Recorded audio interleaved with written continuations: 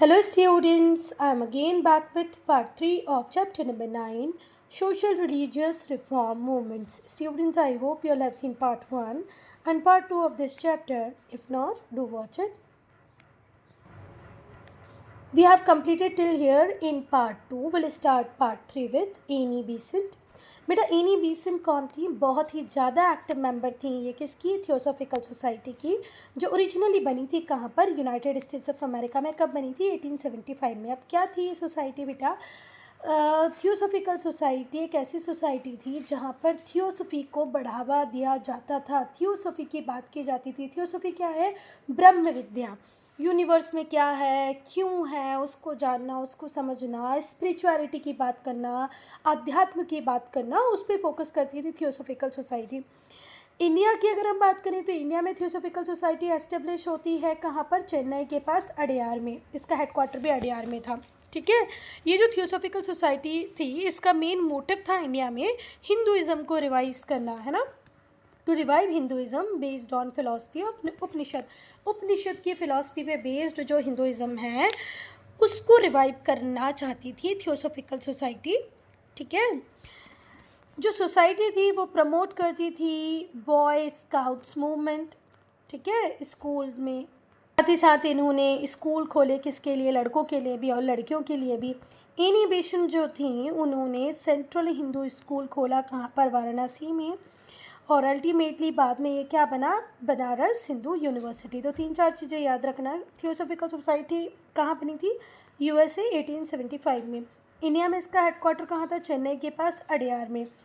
फिर ये इंडिया में किस मोटिव से आई थी? हिंदुइज़्म को रिवाइव करने। और हिंदुइज़्म को रिवाइव करने आने के पीछे इनका कारण ये था कि इन्हें लगता था कि इस हिंदुइज़्म में हमें यूनिवर्स का नॉलेज भी दिखता है, इस हिंदुइज़्म में हमें मेडिटेशन भी दिखता है, अध्यात्म भी दिखता है। तो अगर हम लोग इनके साथ काम करेंगे तो हो सकता है हमें भी कुछ नया मिले। ऐसा सोच थी इनिशियल लेवल पे थियोसॉफिकल सोसाइटी के मेंबर्स की। अच्छा, हिंदुइज़्म किस पे बेस करता है? उपनिषद की फ़िलॉसफी पर।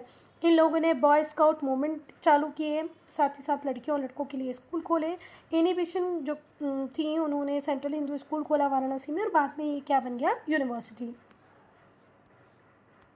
अब हम पढ़ेंगे बेटा सर सैयद अहमद ख़ान को। जो सर सैयद अहमद ख़ान थे वो चाहते थे कि मुस्लिम कम्युनिटी से भी बैकवर्डनेस दूर हो जाए। उन्होंने अपने आइडियाज़ को स्प्रेड किया मैगज़ीन्स के थ्रू, जिसका नाम था मैगज़ीन के थ्रू जिसका नाम था तहज़ीबुल अखलाक। ठीक है। इस मैगज़ीन के थ्रू इन्होंने अपने आइडियाज़ को स्प्रेड किया। तहज़ीबुल अखलाक। सर सैयद अहमद ख़ान ने रिफॉर्म मूवमेंट को स्टार्ट किया। ठीक है। Sir Syed Ahmed Khan started a reform movement जिसे कहा गया अलीगढ़ मूवमेंट। इन्होंने अटैक किया किसके ऊपर? पर्दा सिस्टम के ऊपर। अच्छा, आप लोगों ने देखा होगा जो महिलाएं बुर्का पहनती हैं वो भी क्या ही है? पर्दा सिस्टम का ही एक टाइप है। तो इन्होंने पर्दा सिस्टम के ऊपर अटैक किया। पॉलीगैमी, ये हम मुस्लिम्स में भी देखते हैं कि एक मेल बहुत सारी औरतों से शादी कर लेता है, मतलब हस्बैंड एक होगा, वाइफ 2-3 होंगी। और मुस्लिम में जो सिस्टम है डिवोर्स का वो भी बिल्कुल डिफरेंट ही है। तलाक तलाक तलाक, मतलब तो ये उस सिस्टम को भी मना करते थे कि नहीं होना चाहिए, पॉलीगैमी नहीं होना चाहिए, पर्दा सिस्टम नहीं होना चाहिए। ये चाहते थे कि विमेन एजुकेशन को प्रमोट किया जाए। इन्होंने इंग्लिश मीडियम स्कूल खोले। ठीक है। और साइंटिफिक सोसाइटी को ओपन अप किया, सेटअप किया अलीगढ़ में, जिससे स्प्रेड कर सकें किसको? रैशनलिज्म को। देखो कई बार ऐसे होता है कि हमें जो कह दिया गया हम उस पर विश्वास कर लेते हैं। तो सैयद अहमद ख़ान का मानना था कि ऐसा नहीं होना चाहिए, आपको रैशनल होना चाहिए, तार्किक शक्ति आपके अंदर होना चाहिए, आप सोचो विचारो, क्वेश्चन करो। और इसीलिए इन्होंने साइंटिफिक सोसाइटी ओपन अप की थी अलीगढ़ में। 1875 में इन्होंने मोहम्मदीन एंग्लो ओरिएंटल कॉलेज खोला अलीगढ़ में, जो बाद में बन गया अलीगढ़ मुस्लिम यूनिवर्सिटी। इसके बाद अब हम पढ़ेंगे अहमदिया मूवमेंट। तो मिर्ज़ा ग़ुलाम अहमद, इन्होंने अहमदिया मूवमेंट स्टार्ट की। कहाँ पर? कादियान में। कादियान कहाँ पर है बेटा? पंजाब में। ठीक है। मिर्ज़ा ग़ुलाम अहमद ने अहमदिया मूवमेंट स्टार्ट की। कहाँ पर? कादियान, पंजाब में। और क्यों स्टार्ट की थी बेटा? जिससे कि ये प्रमोट कर पाएँ सोशल, एजुकेशनल और रिलीजियस रिफॉर्म। समाज में सुधार चाहते थे ये, शिक्षा में सुधार चाहते थे, धर्म में सुधार चाहते थे, और इन सुधारों को प्रमोट करने के लिए इन्होंने कादियान पंजाब में अहमदिया मूवमेंट को चलाया। ये जो मूवमेंट थी, ये the movement also arouse national pride among people, और इस मूवमेंट का बैक एंड पे ये भी उद्देश्य था, ये भी एम था कि लोगों के मन में नेशनल प्राइड को जगाया जाए। अब हम पढ़ेंगे दादा भाई नौरोजी को। तो दादा भाई नौरोजी बिलोंग करते थे पारसी कम्युनिटी से, जो हमारी कंट्री की माइनॉरिटी की भी माइनॉरिटी है। जो पारसीज होते हैं उनका लाइफ स्टाइल, उनके बच्चों की अपब्रिंगिंग करने का तरीका, सब कुछ बहुत अलग होता है बेटा। अगर हम बोलें कि हमारे कंट्री में रिचेस्ट पीपल को फाइंड आउट करने की बात की तो मैक्सिमम पीपल आपको पारसी ही मिलेंगे। तो पारसी पहले थे जिन्होंने वेस्टर्न एजुकेशन को ऑप्ट किया, ठीक है। और हम कहते ही हैं कि आज इंग्लैंड इतना सक्सेसफुल रहा, 60% वर्ल्ड को वो कॉलोनाइज़ कर पाया, तो वो सब किसकी वजह से? उसके एजुकेशन सिस्टम की वजह से, उसकी साइंस की वजह से, है ना। तो पारसीज पहले थे जिन्होंने वेस्टर्न एजुकेशन को ऑप्ट किया। उन्होंने लड़कियों के लिए स्कूल्स बनाए 1850s में। दादा भाई रिफॉर्मर थे, किसके? पारसी कम्युनिटी के। Dadabhai Naoroji was one of the Parsi reformer जिन्होंने रहनुमाए